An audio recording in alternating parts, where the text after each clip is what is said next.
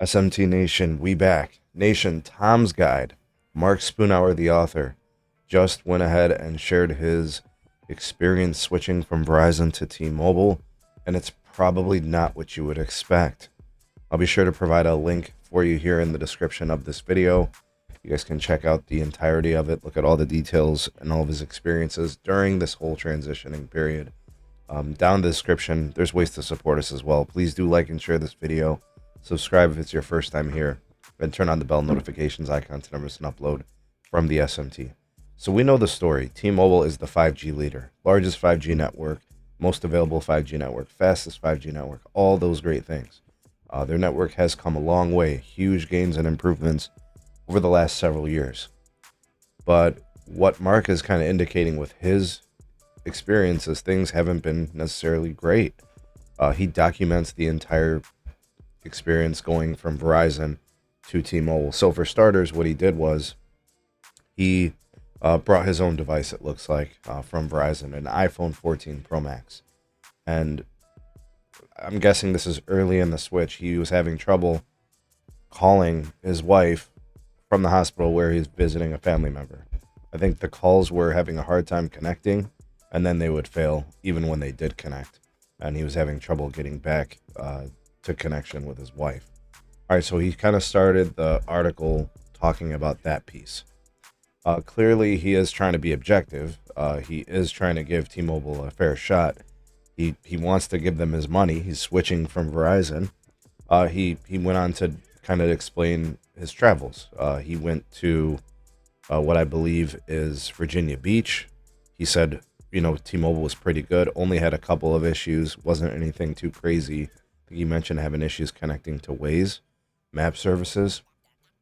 But where he seemed to have trouble was, and I was surprised by this, was on his daily commute. It looks like, a few days a week, he gets on a bus, he uses his laptop, and he uses his iPhone hotspot to connect the laptop. And he goes from, I think, New Jersey to Manhattan, a 1.5-hour commute in which he goes through this specific route, the Jersey Turnpike, the Garden State Parkway, those things. And he even noted that there is like one trouble area possibly for Verizon where the connection's weak and the data might not work for a brief moment. But he said that T-Mobile had some pretty sizable disconnections, a large number of disconnections. And, even using like Slack Messenger was almost useless during those times. So he's been having trouble with America's 5G leader. A sizable, a large amount of issues, probably more than he would like.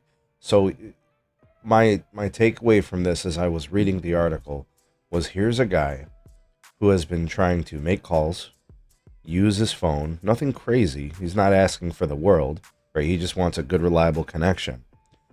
But he's basically experiencing an inconsistency in reliability. He's not able to see it.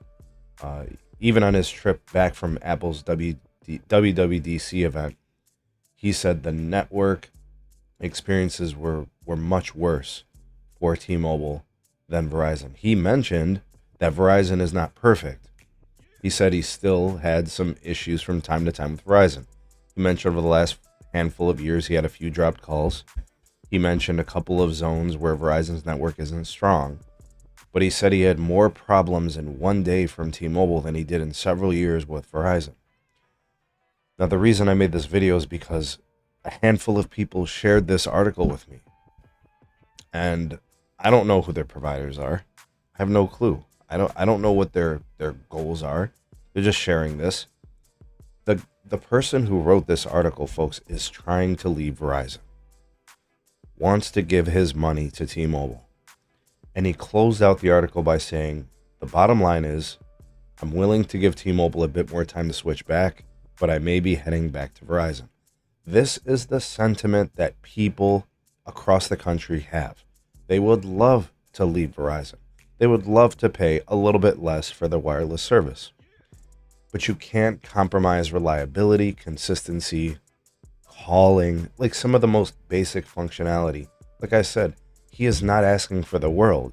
He is asking for his calls to go through, He is asking for Slack to work. He's asking to be able to connect his laptop, for an hour out of the day, likely using less than a half a gig of data, right? A few days a week. He's not asking for the world. He just wants to have the basic functionality. None of this implied heavy power usage characteristics or qualities. And he hasn't really been able to get this from T-Mobile. So I guess where I want to kind of go with this to close out the video and get your commentary, you guys can drop them down below, is have you experienced similar things when trying to switch to another provider? Specifically, switching from Verizon to T-Mobile seems to be a common theme. People want to switch from Verizon to T-Mobile, but they struggle to do so because of experiences like this. I've heard this type of experience many times. People want to leave Verizon, they try to go to T-Mobile, and they simply cannot. It just hasn't been a good experience for them. And you can clearly see that this man is trying to give T-Mobile that chance. So being a 5G leader, voice over NR, 5G, all these cool features and all that, it doesn't override the fact that you simply need a reliable, consistent network that meets your expectations. It isn't too much to ask for reliable calling and a reliable data connection. But what do you guys think about this? Share your experiences with me. Tell me about your transition or move to different carriers with similar issues. Sound off in the comment section below. You all the voice of the people, the SMT Nation. Let your voice be heard.